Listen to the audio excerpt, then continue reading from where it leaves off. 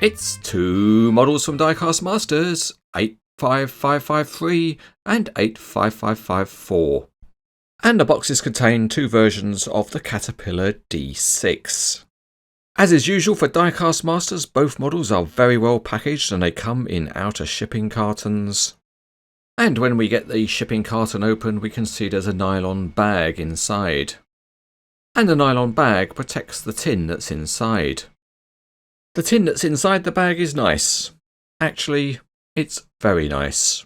So here are the two tins, and model 85553 is the Cat D6 with an SU or semi-U blade. And the other model is 85554. And that's a D6 XE LGP with a VPAT blade. The tins are printed with excellent photos, and it's also good to see that there's technical information about the real machines printed on the tin. Enough already about tins, let's open one up and see what's inside. And as usual, you get an up-to-date mini catalogue of Diecast Masters models, and that allows you to see that the model range is huge. Also included is a simple instruction sheet, and that covers how to put the operator into the cab. Into the top layer, and there are a few pieces to get out, and the first is a little pair of tweezers, and that's used for manhandling the operator, and there's also a bag containing a few small parts. Also travelling in upper deck is the operator, and if we take out the top piece of foam, we might finally get to the model. And after a nifty bit of wrist action, we can see the model sitting in the bottom of the tin. So let's grip it nicely and pull it out.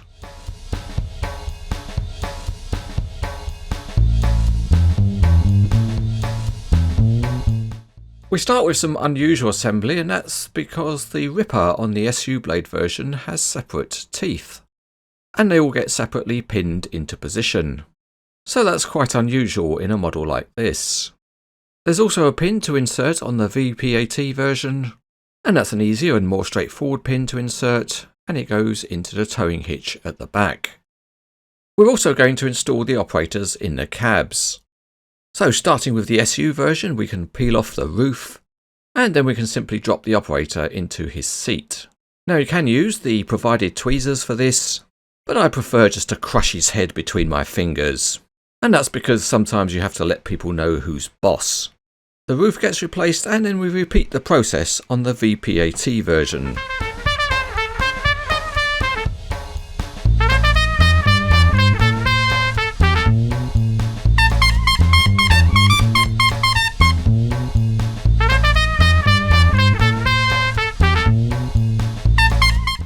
Starting with the SU version, and we've got standard width tracks which are metal and nice. And there's some detailing underneath, and we can also see underneath the blade. Viewed right side up, the tracks are finely detailed, and there are some tiny graphics on the track frames. The main drive sprocket is plastic, and it has a slight colour difference. And other grab rails are also in plastic.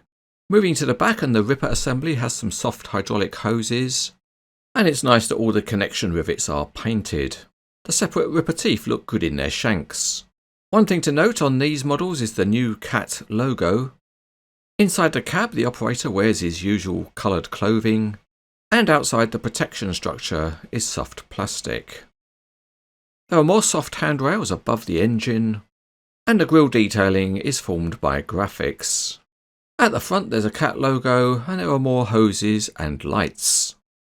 The hydraulics detailing continues with the blade, and overall there's plenty of detailing in the casting of the blade, and again the painted rivet connections make them much less obtrusive. Along the bottom edge of the blade there are wear plates. Moving to the LGP version, and it has the much wider low ground pressure tracks. Overall the level of detailing here is the same as on the other version. Looking in close up, the big tracks are nicely detailed. The off-colour drive sprocket is the same, and there are more tiny graphics on the track frames. Neither model has working rollers. At the back there's some detailing under the cab, and again there's the new Cat logo.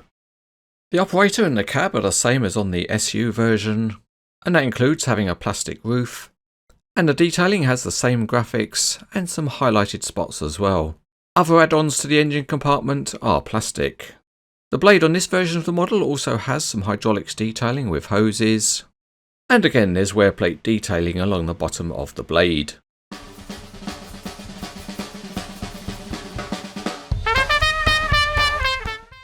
The standard tracks on the SU version roll easily enough by hand, and they are also joined together and pivot using the transverse bar linkage. The low ground pressure tracks also move easily enough, but the pivoting action is much bigger here because the blade is not linked to the track frames. And here you can see the amount of pivoting there is on the LGP version when it's right side up. Okay, so we find ourselves on our expensively prepared rough surface, so let's test out the tracks. And as you can see, the LGP version performs very well. Not to be outdone, the standard D6 also performs very well on its tracks. Let's now check the functionality of the SU version. And the blade can be raised and lowered, although perhaps more raised than lowered. But it does have a significant tilt action, and that works well. At the back, the ripper starts off high and it goes down, but it can't achieve much in the way of a ripping depth. Onto the VPAT version, and the blade goes up and reaches a good height, but again it's fairly limited in its downward movement. VPAT is variable pitch, angle and tilt, and certainly this blade does well in terms of angle, and it can be offset to both sides. There is another small feature which both models share, and that is the small access ladder behind the cab, which can be folded down. You can't strip these models down for transport, but let's see how they might fit on a low loader. And starting with the SU blade machine, it probably is a good fit.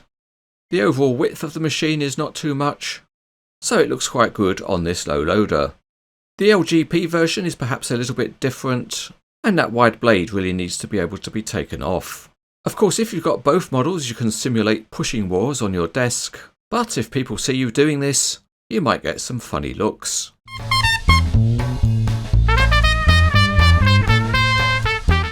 As usual for Diecast Masters, these models are extremely well presented in their metal tins, and they have reasonable detailing and functionality.